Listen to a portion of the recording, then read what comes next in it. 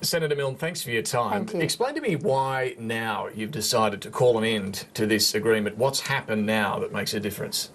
Well, it's been really obvious that the Labor Party's walked away from the agreement for some time, whilst the community's been left with the perception that they're working in some sort of cooperative way with us. But when you look at the decisions over the last few months, you've had a refusal to fix the mining tax in spite of an agreement to work with us on transparency. We've had a shocking decision on the Tarkine.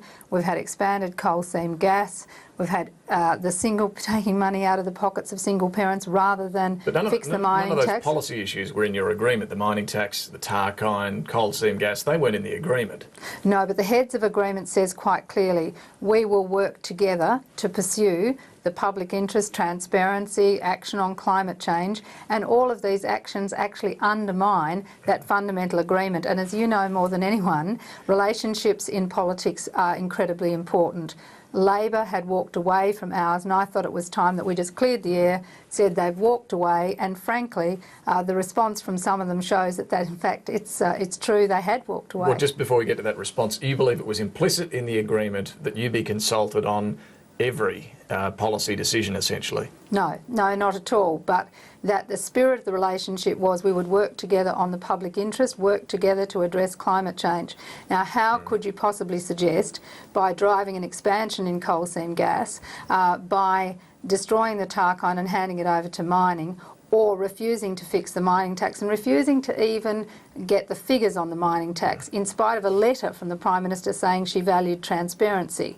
Now, it was clear they'd decided not to actually work with us in the spirit of that agreement, and it's important that's now cleared the decks. It's obvious they've walked away from it, but we haven't walked away from our commitment to the Australian people to offer confidence in supply until September the 14th. The Coalition calls this a stunt. The Labor ministers who've been quick to come out today, almost rushing to come out, do seem to be pretty happy that there's some distance now between Labor and the Greens. Well, their reaction is exactly what you would expect. They had walked away from the agreement. They were happy to have the pretence of an agreement that was working, but it's not.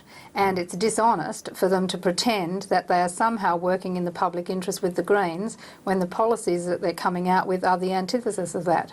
What practical difference is this going to make? Because the Greens have voted against plenty of bills in the Parliament that Labor's put up, so you're going to keep doing that, but you've guaranteed supply and confidence. So what difference does this make? It's cleared the air. Basically, the difference is people now understand that the Labor Party has chosen the mining industry instead of working with the Greens. Well, so be it. We will now work in the Parliament, as we've always had, to try and deliver good outcomes until the Parliament rises. But now there can be no pretence that anything other than Labor chose the mining industry rather than to work for good outcomes for the environmental community. But if you're so serious about this, why are you still guaranteeing them supply and confidence? Why not bring down the show now? Because bringing down a government is an extraordinary thing to do, especially when you've signed an agreement not to do so. We haven't walked away from the agreement. Labor walked away from it. But is the agreement dead or not? The Labor Party has effectively walked away from it, but that is not to say that But it's still in place, isn't it? It's in place on paper, yes, but our signatures are on it, and that means something. Whenever I have signed an agreement to give a government confidence and supply, they can rely on the Greens' word. What you can't rely on is the Labor Party to deliver on the spirit of any agreement, and they haven't in this case because they prefer the mining industry. It's as simple as that. Okay, but the agreement is essentially still in place. If you are guaranteeing supply and confidence, it's still in place. Well, from our point of view, but you can see from the Labor Party's point of view, it is not. And in a parliamentary scenario, it is important to be very clear about the relationships. We will now work to get the best we can, including trying to fix the mining tax. But make no mistake, I am not going to facilitate Tony Abbott coming into government in this country. I am not going to breach my agreement to give confidence and supply in order to allow Tony Abbott to try and roll back the biggest environmental and economic reform that we've ever had for decades, and that is carbon pricing. Greens leader Christine Milne, thanks for joining us. Thank you.